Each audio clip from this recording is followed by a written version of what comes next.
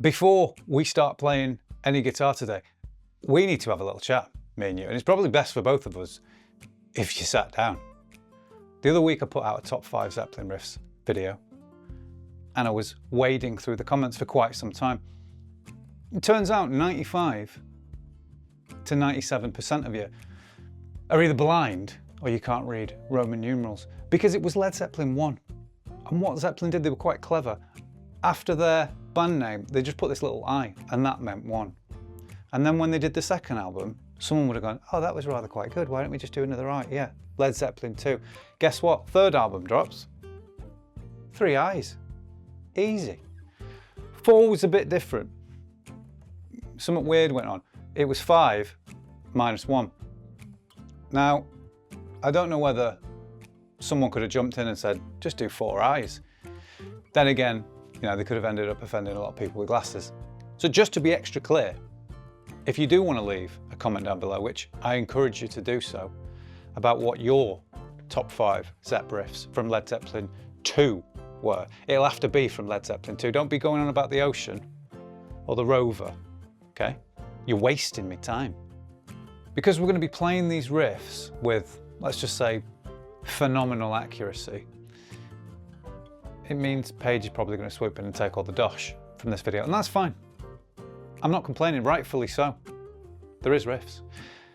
But it does explain why we've got a sponsor for today's video, and it'd mean a lot to me if you take the time to watch this little ad. Check out the links in the description. These are the BenQ PV3200U. They're 32-inch 4K UHD displays, and they're designed specifically for content creators, videographers, and visual storytellers. The big thing for me is color accuracy, not just looks nice, but accurate. So these monitors cover 100% Rec 709 sRGB, as well as 95% DCI-P3, which means what I'm seeing while I'm editing is what you're actually seeing once the video goes live on YouTube, Instagram, or wherever. The monitors are also Kalman verified, which means that you get an industry standard color accuracy straight out the box. And BenQ's AQ color technology is all about reproducing colors as they were intended, as opposed to them being artificially boosted. Now, because I'm on a Mac, workflow matters a lot. MBook mode matches the color profile of the MacBook, and ICC Sync automatically syncs ICC profiles between the Mac and the displays. I'm not manually switching profiles or second guessing anything, it just works. I'm running 2 of these monitors side by side, and the consistency is bang on. Same whites, same colors, same brightness. If you've ever edited on mismatched monitors, you'll know how much of a headache that removes. Out of the box, the stand that comes with it is genuinely solid and really well designed. You get height, tilt, swivel adjustment, and it's really easy to dial in the exact viewing position that you want. It's super easy to attach the monitor to the stand. It literally just clips into the back. You even get a little bit of cable management, which is a nice touch. I've mounted mine side by side on monitor arms to free up desk space and to try and keep things as clean as possible. The nice thing is you've got that flexibility. You can use them on the stand, which is great, or you can mount them on arms, depending on your space and workflow. Now, the control side of things has been thought through really well with the wireless hotkey puck. I was a massive Mighty Ducks fan growing up, and let's just say 30+ years, and I finally got my first one. You can set the 3 buttons on the front to be whatever you want. I've actually left them as the 3 different color profiles, but I did change the wheel to be volume rather than brightness because I prefer to use my keyboard for that. On the front, you've actually got a menu button, which is really useful. And on the back, you can also change between 3 different IR channels if you've got multiple monitors and you just want to use one puck, or you could use multiple pucks and just assign the IR channel to that monitor. Audio-wise, they have integrated 2.1 channel speakers with dual 2-watt mid-high speakers and a 5-watt woofer. I'm obviously not going to be mixing albums on them, but for editing, quick playback checks, browsing the web, rough audio work, I find them genuinely useful, and especially compared to my iMac, I'd often find myself flicking on my interface and using my headphones if I didn't want the big speakers on, because the presence and the audio accuracy of speakers in the iMac just got lost, and I couldn't edit my content on just my iMac confidently without headphones.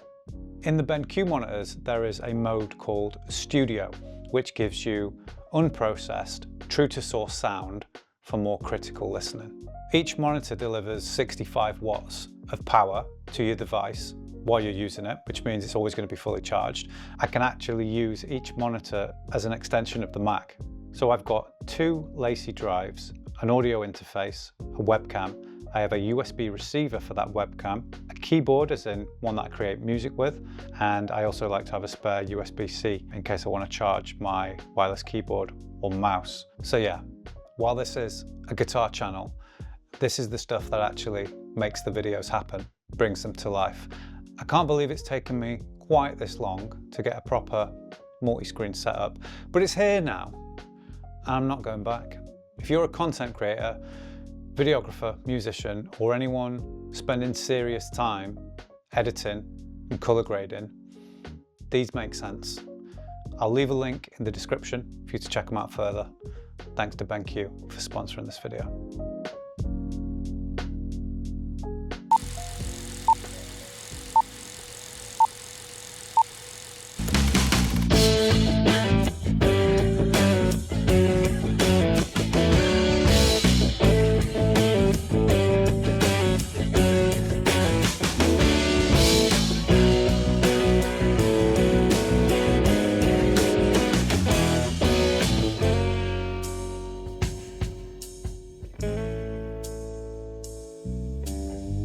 Now, it's been a while since we've had story time.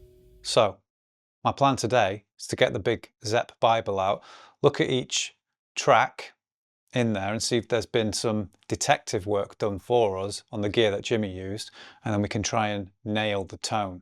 Make sure you stick around till the end of the video as well, because a lot of you have asked how I build my tones, and based on what the book says and the gear we think he was using, I figured I'd put together a little section where we try and nail one of the tones from one of your favorite tracks.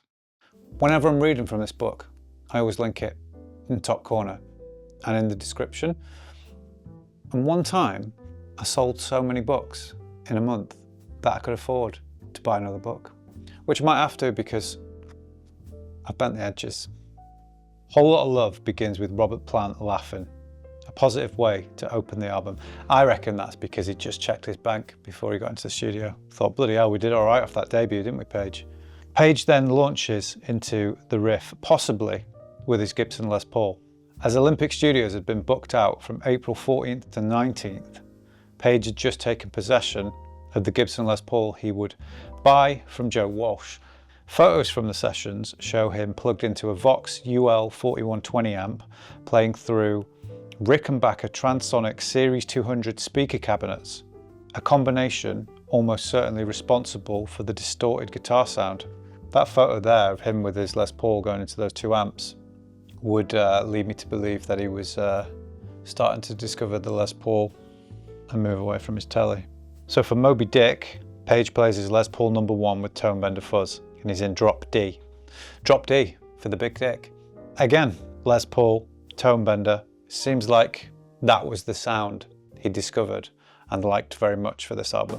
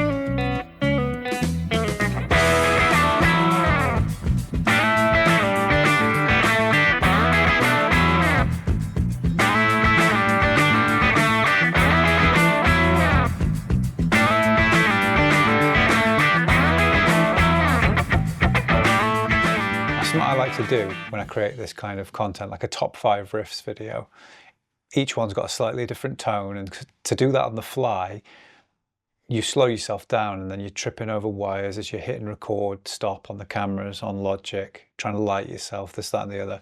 So to track with a plugin like Corey Wong, and then have the ability to send that out to my Fractal or my Sheriff back through my 2-notes, it gives you that freedom to just play, get your best take, and then think, right, I can delve in to the tone searching and the mix inside of it later. And it gives you that chance to be the guitarist and then the engineer afterwards, rather than trying to do all that at the same time. I find that overwhelming. That might just be me. And it's not a cop-out. I've played the take in. Here they are, the 5 takes. But I want to have more control and time to spend tweaking my tone. Just a reminder that if you are enjoying this video, please hit like, subscribe, bell next to it, and consider leaving a comment as well. It is one of the best ways you can help support this channel, other than, you know, just leaving a big fat 50 quid tip in the comments. That'd be nice. But, you know, comment will do. So the first thing we've got here is an amp, and I've put this Class A 30 watt Brilliant amp. It's brilliant, this amp. It's just bloody brilliant. For the cabs, I've got a couple of things set up. I tried this 410 Superverb mix blended with this 15 XL Pawn AWN. I'll show you them both soloed and then blended. I feel like because he's double tracked it, you can almost hear 2 different tones. There's one that's kind of bright and bite, and then there's one that's got a lot of like low mids to it. Sounds quite nasal.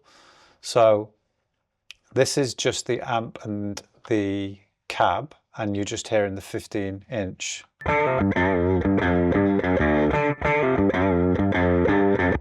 This is the same take, but 410 now.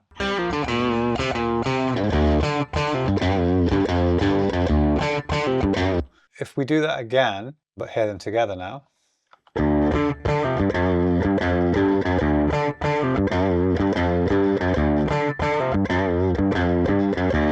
I guess now we could bring in a little bit of this bender fuzz.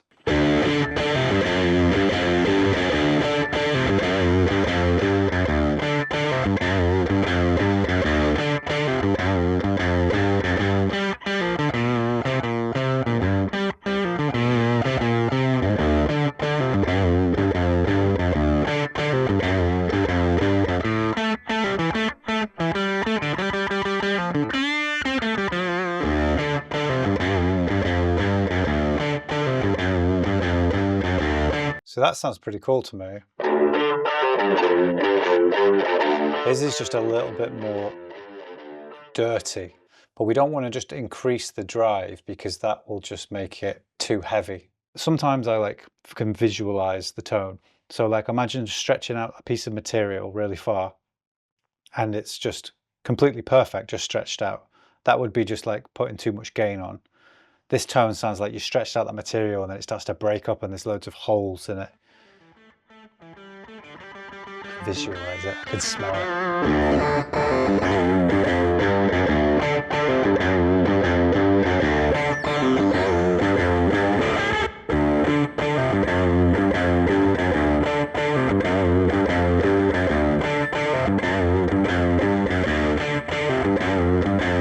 We're getting there though.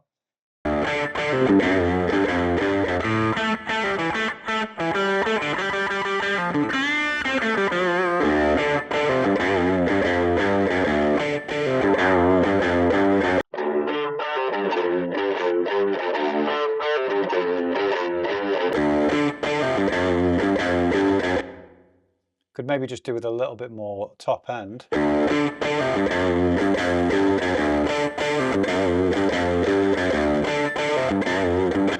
Got that that brittle spike in the top end.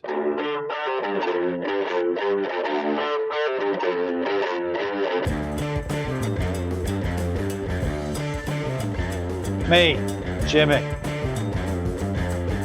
I've never thought about that before. I always get rid of Jimmy so you can hear me playing, but this is what me and Jimmy would sound like if we were in the same band, doubling the riffs at the same time.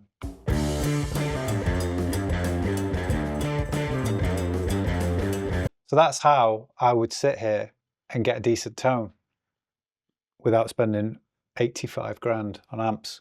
But if I had 85 grand, I'd be fucking spending it on amps. The thing that came up the most in the top 5 Zeppelin I riffs video was how are you getting some of those tones? How do you build them from scratch?